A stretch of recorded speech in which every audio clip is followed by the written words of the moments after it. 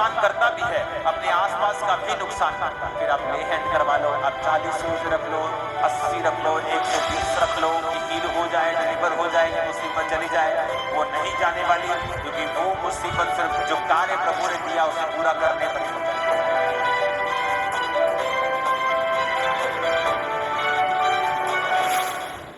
योना नबी की पुस्तक 1 अध्याय उसकी 1 आयत में यहोवा का ये वचन अमित्ते के पुत्र योना के पास पहुंचा, उठकर उस बड़े नगर निनवे को जा और उसके विरुद्ध प्रचार कर, क्योंकि उसकी बुराई मेरी दृष्टि में बढ़ गई है। परंतु योना यहोवा के सम्मुख से तरशीश को भाग जाने के लिए उठा और याफा नगर को जाकर तरशीश जाने वाला एक जहाज पाया और किराया देकर उस पर चढ़ गया और उसके साथ यहोवा के सम्मुख से वो तरशीश को चला जाए।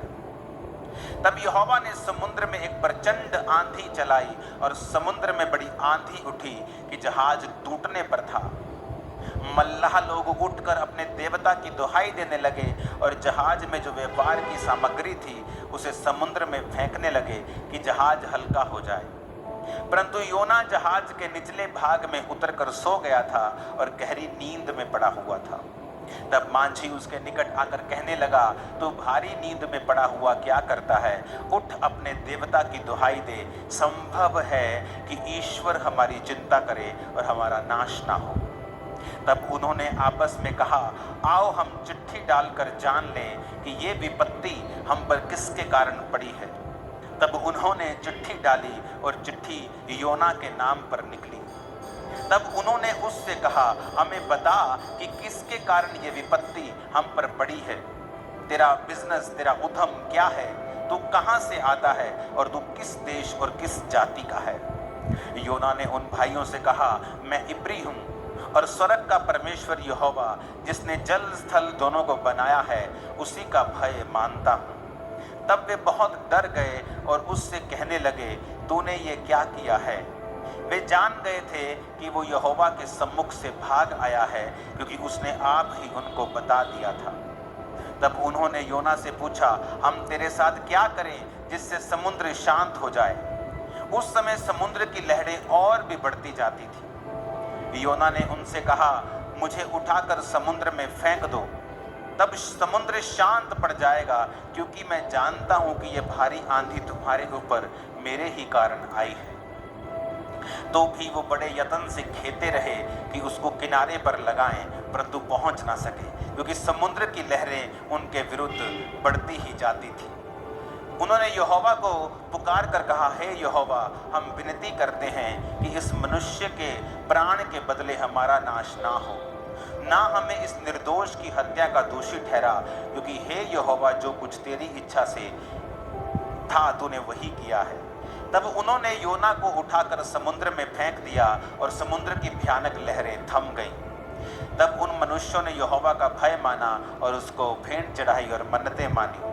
यहोवा ने एक बड़ा मच्छ ठहराया था कि वो योना को निगल ले, और योना उस मगरमच्छ के पेट में 3 दिन और 3 रात पड़ा रहा। अब यहाँ पर परमेश्वर अपने एक दास को कहता है कि बेटा जा और निनवे नगर को जाके उनके बारे में प्रचार कर। जब आप योना 3 उसकी 4 आयत को पढ़ते हैं कि अब से 40 दिन के बीतने पर निनवे उलट दिया जाएगा, कि परमेश्वर कहता है कि जा बेटा प्रचार कर ऐसे देश में जाके जो मुझसे मुकर गए हैं, और जा और उनको बता कि वो मन फिराएं और अपना प्रचार कर। और वचन कहता है कि योना यहोवा के सम्मुख से किसी और शहर को भागने के लिए चला, किराया देकर एक सुंदर से क्रूज शिप में चला गया कि चलो नज़ारे लेंगे, समुद्र के नज़ारे लेंगे। कौन सेवा करता फिरेगा?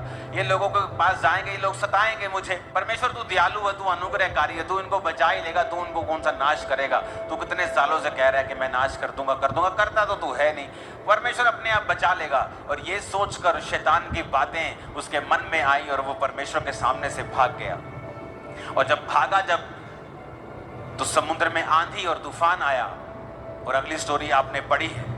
सब लोग पूछने लगे ऐसा क्यों हुआ? तो कहता मैं परमेश्वर के सामने से भाग आया।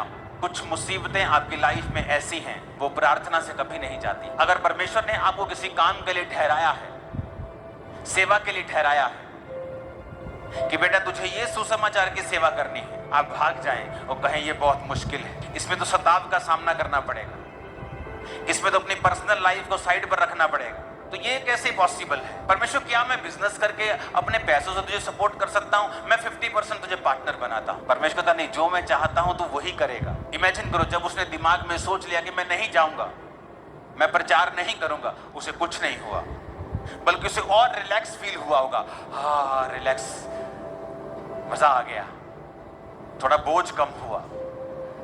अपना बैग वैग पैक किया होगा, बड़े मजे से अच्छे अच्छे कपड़े डाले होंगे।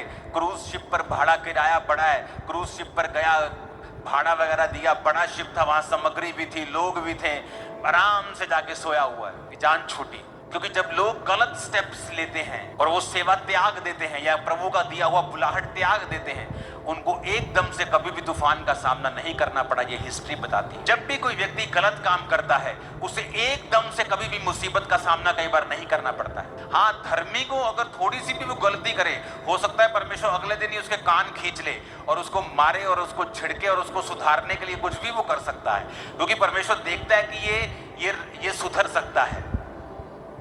इसको सुधारो, डंडा मारो इसको, थोड़ा सा इसको हिलाओ, छिछोड़ो, थोड़ा सा इसको हिलाओ, इसको थोड़ी सी ठीक हो जाएगा ये। लेकिन जो व्यक्ति कई बार कठिन होता है, मुश्किल होता है, जो कठोर होता है, जो मन में ठान चुका होता है, प्रभु को पता है ये नहीं मानेगा, तो कई बार जब वो जाता है, परमेश्वर कुछ नहीं करता उसकी लाइफ में। उसे लगता है सब ठीक हो गया, मेरा तो वीजा लग गया। लेकिन जब मुसीबत आती है उसकी लाइफ में, उसकी फैमिली की लाइफ में, तब मैं आपको बता देता हूं, ले हैंड से वो मुसीबत खत्म नहीं होगी। आप 40 नहीं, आप 4000 रोजे रख के अपने आप को खत्म कर लीजिए, ये मुसीबत तब भी खत्म नहीं होगी। क्योंकि परमेश्वर ये चाहता था कि तेरे द्वारा एक काम करना, तेरे द्वारा कुछ ऐसा काम करना, ऐसी सेवा करना, एक मूल्य प्रभु चाहता था तुम्हारी लाइफ से कि तू उसकी सेवकाई में दे।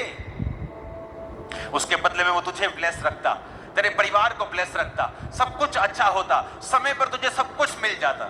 लेकिन जब हम परमेश्वर से हटते हैं और योना नबी की तरह काम करते हैं, फिर आता है एक टर्निंग पॉइंट, जहां लाइफ में फिर मुसीबत एंटर करती है। और मैं आपको बताना चाहता हूं, अपने पास्टर को इस मुसीबत के लिए कृपया तंग ना करें, क्योंकि ये मुसीबत ले हैंड से जाने वाली नहीं है। ये मुसीबत तुम्हारी तौबा की वजह से जाएगी, जो तुम करना नहीं चाहते। योना कहता, प्रभु अगर आप 2 बाब पढ़ेंगे ना, तो लिखा, जब मैं समुद्र की तह तक चला गया, पानी मेरे ऊपर था और मैं मूर्छा खाने लगा, मैं पहाड़ों की जड़ तक जब पहुंच गया, तब मैंने यहोवा की दुहाई दी और उसने एक मगर को भेजा, एक मच्छी को भेजा, जो उसने मुझे निगल लिया।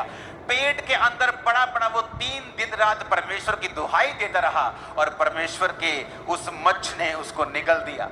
जब तौबा की कि परमेश्वर मुझे माफ कर दे, मैं जाता हूं,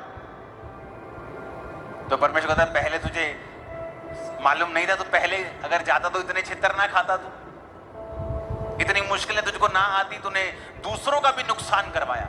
व्यापार की वस्तुएं, उसमें घी होगा, उसमें चावल होंगे, उसमें क्या क्या व्यापार पुराने जमाने में होता, कपड़े होंगे, सारा कुछ समुद्र में फेंका। फाइनेंशियली नुकसान किया, दूसरों का नुकसान किया। कुछ परिवारों का नुकसान होता है जब उनके बच्चे सेवा छोड़ते हैं, लेकिन तब वो नहीं बोलते, आने दो, अब घर आ गया, मेरे घर का काम करेगा। भाई साहब, वो घर का काम नहीं करेगा, वो नुकसान करेगा। क्यों? क्योंकि वचन ऐसा कहता है कि यहोवा के घर में, उसकी सेवा में जो आशीष है, पीछे मुड़ने पर वो श्राप है। क्योंकि प्रभु उसी श्राप से तुम्हें बचाना चाहता है, इसलिए वो तुझे सेवा के लिए बुला रहा। अगर मैं सेवा ना करता, मैं जीवित नहीं रहता, मुझे मालूम है। तो परमेश्वर ने उस कर्ज को खत्म करने के लिए मुझे कहा, अगर तू सेवा करेगा वो कर्ज खत्म हो जाए। तो शैतान जानता है कि वो कर्ज जो शैतान तुम्हें देना चाहता है, वो नहीं दे पाएगा अगर तू यहोवा की बुलाहट को पूरा करेगा। अब किसी के जीवन में बुलाहट कुछ है और किसी के जीवन में कुछ है, और अगर वो अपनी बुलाहट से भागता है, वो अपना तो नुकसान करता भी है, अपने आसपास का भी नुकसान करता है। फिर आप ले हैंड करवा लो, आप 40 रोजे रख लो, 80 रख लो, 120 रख लो, कि हील हो जाए, डिलीवर हो जाए, ये मुसीबत चली जाए। वो नहीं जाने वाली, क्योंकि वो मुसीबत सिर्फ तौबा से जाएगी। जो कार्य प्रभु ने दिया उसे पूरा करने पर ही वो जाए। लेकिन ईगो रास्ते में आती है और वो ईगो के कारण लोग मारे जाते हैं। पारिवारिक मेंबर्स का नुकसान होता है, फाइनेंस का नुकसान होता है, जीवन का नुकसान होता है। बुढ़ापे में और अधिक उनको तकलीफों का सामना करना पड़ता है। वो सॉन्ग है ना, खुदाया तेरी रूह तो मैं बला ना सके किधर जाऊं, कि तू सब तरफ है, मैं कहां जाऊं। आसमान में चढ़ूं तू है, समुद्र के नीचे तू है, हर जगह तू है। कभी परमेश्वर की बुलाहट से भागो मत, क्योंकि जब आप बुलाहट से भागेंगे तो परमेश्वर का कोई भी नुकसान नहीं होगा। आपकी जगह आपसे बेटर पर्सन उस जगह को ले लेगा, उस भवन का भी नुकसान नहीं होगा।